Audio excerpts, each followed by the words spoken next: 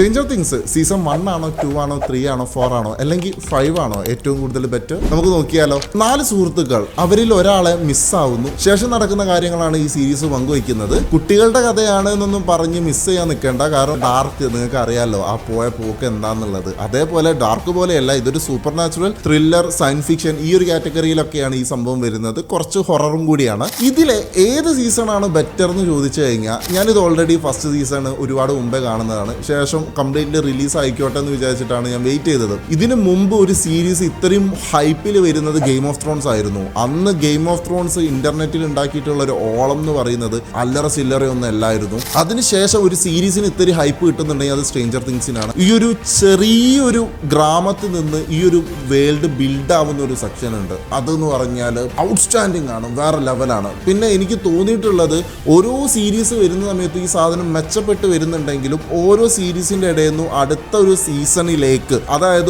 1 നിന്ന് 2 ജമ്പ് ചെയ്യുമ്പോൾ അല്ലെങ്കിൽ 2 നിന്ന് 3 ജമ്പ് ചെയ്യുമ്പോൾ അവിടെ നമുക്ക് ചെറിയൊരു ലാഗ് പോലെ അല്ലെങ്കിൽ ആ ഒരു വേൾഡ് ബിൽഡിങ്ങിന്റെ ആ ഒരു ടൈം അല്ലെങ്കിൽ ആ ഒരു പ്രോസസ്സിംഗ് ടൈം നമ്മൾ നിർബന്ധമായിട്ട് കൊടുക്കണം. അപ്പൊ ഇതൊരു പോരായ്മയായിട്ട് എടുത്തു പറഞ്ഞതല്ല, പക്ഷെ ഓരോ സീസണും എൻഡ് ചെയ്യുന്ന സമയത്ത് നമുക്ക് കിട്ടുന്ന ഒരു സാറ്റിസ്ഫാക്ഷൻ ഉണ്ട്. അത് ഗംഭീരമാണ്. ഉള്ളത് പറയാല്ല, 5ാമത്തെ സീസണിൽ 4ാമത്തെ എപ്പിസോഡ് ആ ലാസ്റ്റ് 15 മിനിറ്റ് ഉണ്ടല്ലോ, എൻ്റെ രോമം ഇങ്ങനെ എഴുന്നേറ്റ് ഇങ്ങനെ അറ്റൻഷൻ എന്ന് പറഞ്ഞ് നിൽക്കുമായിരുന്നു. അത് വളരെ കുറച്ച് സംഭവത്തിന് മാത്രമേ തരാൻ പറ്റിയിട്ടുള്ളൂ. അപ്പോൾ നിങ്ങൾ ഇതുവരെ ആ സംഭവം കണ്ടിട്ടില്ല എന്നുണ്ടെങ്കിൽ ഉറപ്പായിട്ടും കണ്ടു നോക്കുക. കമ്മിങ് ഡേയ്സിൽ സ്ട്രേഞ്ചർ തിങ്സിന്റെ സീരീസും സിനിമയും അതിന്റെ ഡയറക്റ്റ് ചെയ്തിട്ടുള്ള കോണ്ടന്റ് ഒക്കെ ആയിട്ട് വരും. പക്ഷെ അതിൽ നിങ്ങൾ നിർബന്ധമായിട്ടും കണ്ടിരിക്കേണ്ട ഒരുപാട് പടങ്ങൾ ഷെയർ ചെയ്യുന്നുണ്ട്. അപ്പോൾ ഫോളോയും സബ്സ്ക്രൈബും ചെയ്തതാ ഇപ്പൊ തന്നെ കൂടിക്കോ.